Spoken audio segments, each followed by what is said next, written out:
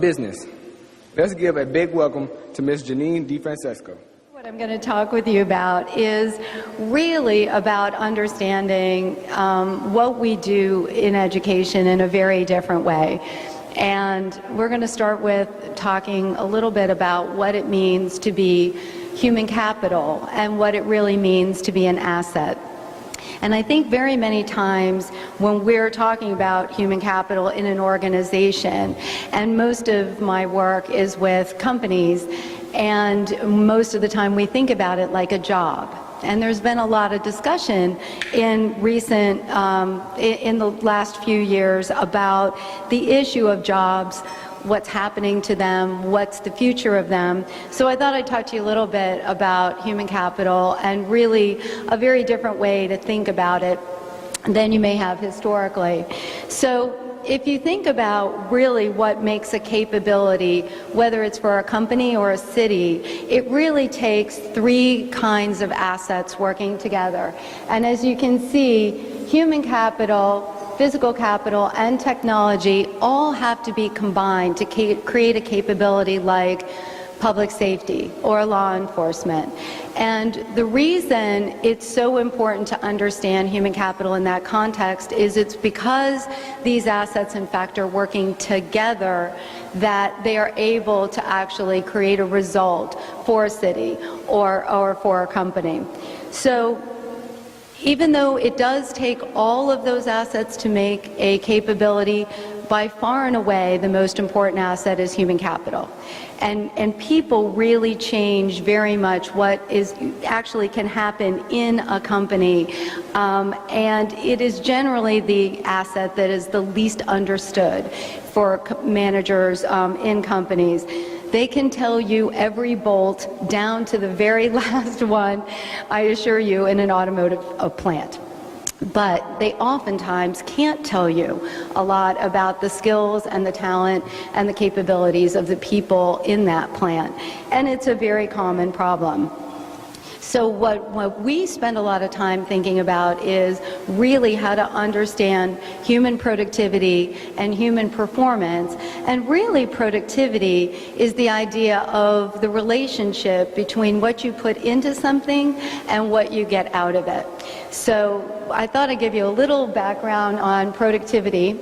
What you'll see here, and I hope you can see these slides, but I'll kind of describe basically what's been going on in the history over the last maybe 40, 50 years is that productivity and employment pretty much were tracking until about the year 2000. In the last decade and a half or so, we've been able to improve our productivity in our country without increasing employment. Does everybody see that? Can you kind of see how that works? Okay. So you can also see that the productivity of the country is accelerating, but notice that wages are also not accelerating. And that trend has been going on almost really since like the early 80s. Now, this is a very big shift. And it is something that I think most of us like kind of experience and feel, but I thought I'd talk to you a little bit about why this is actually happening. Now we can go to our next slide. Okay. So basically we have a major economic shift going on. And I know in Detroit it feels like the shift is only happening here, but it's actually happening everywhere. And this is a once-in-a-100-year shift that is occurring at this time. The best way to think about these shifts is to think about them, and the way to kind of understand what's happening in the economy is to look at the concentration of wealth curves over time. This is really what's happening in the concentration of wealth for the top 1%, and this is what's happening to the average wages for everyone else. So you might say, why is this interesting? This part of this curve is the part of the curve that we historically think of as the Gilded Age. This was a time when our economy was fundamentally shifting from an agriculture and a very small family-owned business economy to the industrial economy we know today. This part of the curve is where you had Rockefeller and Carnegie and J.P. Morgan. This is the part of the curve where they amassed fantastic amounts of wealth, really by organizing the economy we know today. It was the rise of the modern corporation and really the rise of the modern job. Now, what's been happening since that time, what you'll see here is a very important shift happened in that time frame. And one of them was that Henry Ford, in that time frame, determined that a 40-hour week and a living wage was absolutely essential, not only because he thought it made people more productive, but he also knew that they could then buy his cars.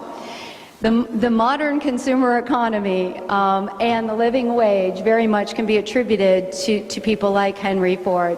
And this is what you see here in terms of the rise of the average wage, which rose very, very steadily until about the mid to late 70s.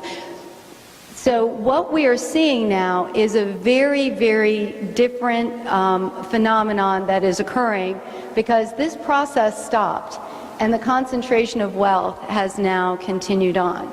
So now we are almost at the same levels that we were back in the Gilded Age. And so you might say, why is she telling me this? And that is because the fundamental nature of work is shifting, just like it did 100 years ago. So now our next slide. So what you see is work in the 21st century is very, very different. And the reason that you see those curves diverge is because automation and computerization and information technologies have made people very much more productive. So things like machines that lay brick, you might have never been able to imagine. Now you can just put bricks in the top and a brick sidewalk comes out the back end. Of course, robotics in auto manufacturing, these things have been going on for a long time. So the question is, what is the work of the 21st century really going to be like? And it's going to be about the people who design the programs, who write the code, who build the robots. That's the next generation of work that has to occur. And fortunately, you have at T.LAB an education environment that is so much better preparing kids for that world that they're going to live in. It's pretty, our next slide. What is pretty clear overall is that in almost every category, the United States is falling off in terms of its scores in reading, science, and math. We are pretty much falling consistently. We have been falling consistently for about the last 20 years. And this is really a question of why is that happening? We spend more money on education than any other country in the world, and you might ask the question, how could we possibly be losing this much ground in our education performance? And the answer is because our economy changed and our schools have not. So, next slide. What you'll see in most American schools is that they've not fundamentally changed. The school that you typically see is not fundamentally changed in the last 50 years. This is pretty much a post-World War II construct, and it did a very good job producing an industrial workforce for a very long time. But that is not the work of the future. A T.LAB is much more like the classroom of the future. It's much more like the way kids need to learn in the future. And if I've learned nothing in my short time here, I have learned that the students that are produced by T.LAB are truly remarkable and very much better prepared for the work that's going to come in the future. So I'd really like to take this opportunity to help everyone understand that preparing kids for the 21st century and preparing them to be globally competitive and engaged citizens is the most important thing that the United States has to do. And it takes every one of you parents and a bit of all of our collective effort to steward that process. We in our company, we also have an initiative that we're working on to really transform urban education and prepare kids for a 21st century, to really be globally competitive in the 21st century. One of the reasons we are working with T.LAB is because we think this is the kind of model that will become not the after-school program, this will become school in the 21st century. It has to look much more like this. So, I will leave you with a little message for Detroit. I know it's no secret that Detroit is facing some very difficult challenges, and there is no question that I know it sometimes feels like Detroit is a remnant of the past, and actually I think it's much more likely to be a bellwether of the future. I think a lot of cities are going to be in the same position that Detroit is in, and so in this way you are, just as you did when in the change in the 20th century, you'll be the bellwether that will lead us through the 21st century. It is not, you are not at all in the past here in Detroit. I mean, seriously, you should congratulate yourself. So I think the only question is, where will you take us? Because at the turn of the century, you brought us unprecedented wealth, comfort, convenience. I mean, this is what the modern age has done. And now I think it's just a question of what will you do next? Detroit has so many assets. It's history, it's music. I know it feels oftentimes like all this abandoned buildings and property is really like a terrible thing, but it's not. It just is. These are assets. And it's just like human capital. It's just like things like your Motown brand.